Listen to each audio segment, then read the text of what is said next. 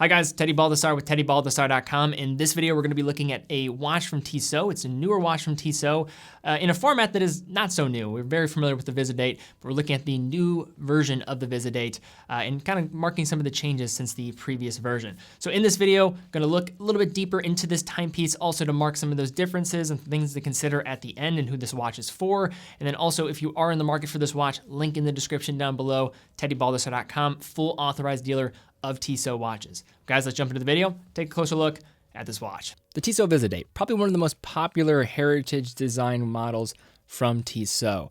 Over the last several years, it has now quickly become one of those entry doors into the world of Swiss automatics, and for good reason. It offered great versatility in terms of its wear, having some dressy undertones, as well as some more casual undertones depending on the strap option that you paired it with, and of course had a very reliable Swiss movement within, and a very attractive price tag at that, and clean looks on the front of the dial.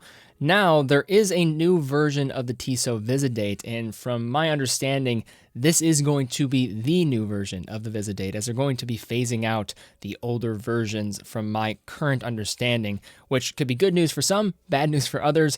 But let's take a closer look at this new Visodate. So to begin here, probably should look at the most notable change, and that is going to be the case changing to 42 millimeters from 40 millimeters from the previous version.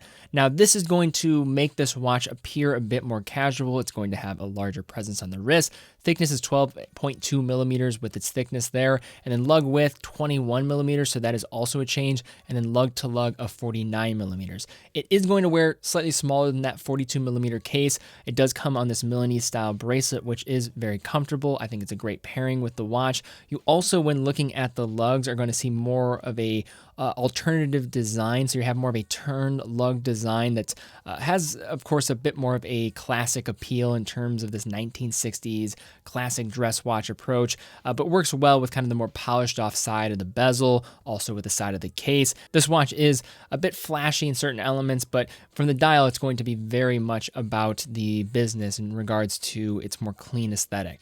And this watch does come in a variety of different dial colors, as well as different bracelet options and strap options. So for a bit more on this watch, so this one comes in around $675. I think the bracelet is absolutely a go. You're not paying much more of a premium. It is well done for the price. Coming with the traditional clasp that is accompanied by Milanese style bracelets at this price point, has the fold over lock, as well as the slide adjuster when you flip up the specific locking mechanism within this clasp. Doesn't have hair pulling, which is sometimes many watches are susceptible to having a trait of, especially in this price range. Now, apart from the case itself, the second biggest change is going to be the movement, but let's first look at some of the other familiar characteristics on the dial. Now, there's no question when examining this watch, even at the first point of inspection, this is a Visodate. You have the old school retro applied Tissot logo at the 12. You have those faceted polish hour markers along the outside. You also have that traditional hash minute track also in between those applied markers, and the traditional Dauphine handset at the middle of the dial. Also, you are getting the writing of Visodate, but this is where the first notable change is going to be found. You're going to see the written cursive at the 6 o'clock. In the previous version, there was writing of Visodate at the 12 o'clock underneath the logo. And then instead of automatic, we see the actual movement being referenced here with the Powermatic 80, which we'll talk about in a moment. Also on this dial, a couple other notable things is going to be the position of the day-date window. It is stepped slightly closer to the center of the dial, given that the case is going to be larger. The actual positioning on the dial is going to be slightly different. It did used to rest all the way to the 3 o'clock marker, except in this case, not going to be so, kind of sitting nicely between the marker at the 3 o'clock as well as the handset at the middle. Also here, you do have a fume or more vignette style dial, which is very much a popular trend as of right now, but a trend that I very much welcome. I think it does work incredibly well with the crystal on this piece. We have a sapphire crystal that does extend out from the actual case itself, adding a bit more to the thickness, but still very thin, will slide underneath the dress cuff. But I think that actual effect of the sapphire working with the outskirts of this blue dial towards the center and gradually turning to black does work incredibly well with the design. Finally, to top off the changes, there is going to be a change to that minute hand, only in the actual length. So it is going to extend out farther to the markers, which will make it easier to discern the time. But apart from that, very subtle changes to the design, very true to the Visodate in regards to its overall retro appearance. the biggest changes on the surface are going to change in the dial text as well as the dial surface with that more vignette style. So as I mentioned a bit earlier, another huge change with this watch is going to be the movement here. Now, the previous version of the Visodate had the ETA 2836-2, the date version of the ETA 2824.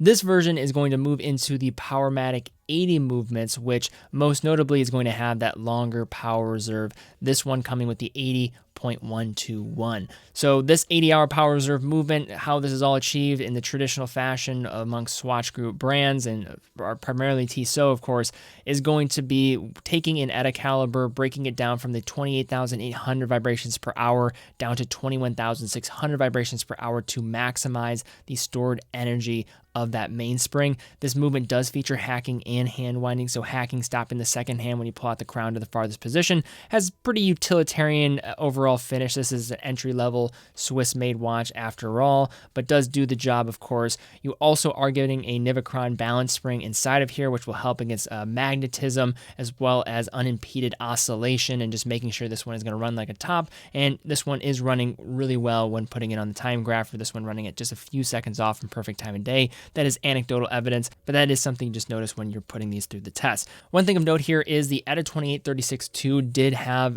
actual regulator pins, so if you wanted to actually regulate the watch yourself, that is not going to be the case here. You have to remove the entire balance wheel, so not as easy to do so because this is laser regulated by Tissot. So that is just one of the downsides of this movement, but 80-hour power reserve versus 38 hours of power reserve, a huge jump in that regard, getting an accurate movement, very reliable movement. And it just seems like more watches within Tissot's catalog are going in the direction of utilizing their Powermatic 80s, which I think many people are going to be in support of because that 80-hour power reserve is a huge jump. All right, so now that we've looked at this timepiece in more detail, let's just kind of mark some of the points of distinction as well as just points of consideration when somebody might be looking in the direction of this watch. Now, the Visodate, one of my favorite lines. I personally owned the Visodate in the past, absolutely adore the line. I think it's a great entry door into the world of Swiss watchmaking for those that do want to get their first proper Swiss watch. This is on a short list, no question. Now, the changes here, I think for some are going to be great, as well for others, not so great. 40 millimeters is going to probably be a better size for a dress watch. 42 millimeters is going to allow the Visodate to now have a bit more of a casual appearance, which I think now the world is just gradually going in that direction. So I think this is kind of following the norm there. But I know there's going to be people out there that are going to say this one is just simply too big, which totally get if you do want this to fit the dress watch appeal. But this one on the bracelet, I think, is appealing to something entirely different and being a bit more of a casual wear. In regards to the design updates, this is more just kind of give or take, just some different changes in the overall design. The movement, though, 80-hour power reserve, I think ultimately is going to give a lot of people some benefit here compared to the previous version that only had a 38-hour power reserve. And when you're talking about doubling up a power reserve, that is a significant jump, and I think it gives us a lot more versatility when it comes to day-to-day wear, or just having this, say, be a everyday work watch and then putting it aside on the weekend to be ready to go on Monday morning. And I think that is, a lifestyle that many people want, and given the casual undertones of this one, I think there's a lot to go in that direction.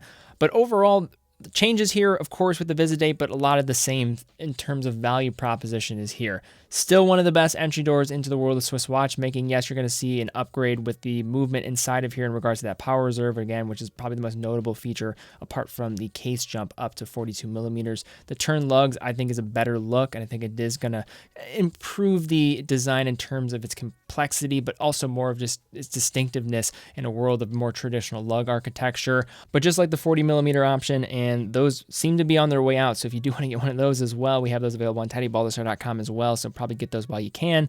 This has a lot of the same intrigue, just in a larger form factor and a new movement inside that's going to give probably some more versatility in terms of its wear. But the Visodate, always will be a fan of it. Again, one of the best entry doors in the world of Swiss watchmaking. All right, guys, if you enjoyed this video, thumbs up, subscribe, and hit the bell icon. Also, if you are in the market for this watch, check it out in the link down below. Full authorized dealer of all the brands we carry at TeddyBaldassarre.com. Quick and fast fulfillment, dedicated customer support. Also offer price match, so if you see one of our watches for cheaper than another authorized dealer, fill out the form and we'll reach out to you. And finally, 9 out of every $10 that we generate goes right back into this content that we're creating, trying to foster up a new generation of watch enthusiasts in the process. But guys, thank you again so much for watching. Be well, and I'll see you all very soon.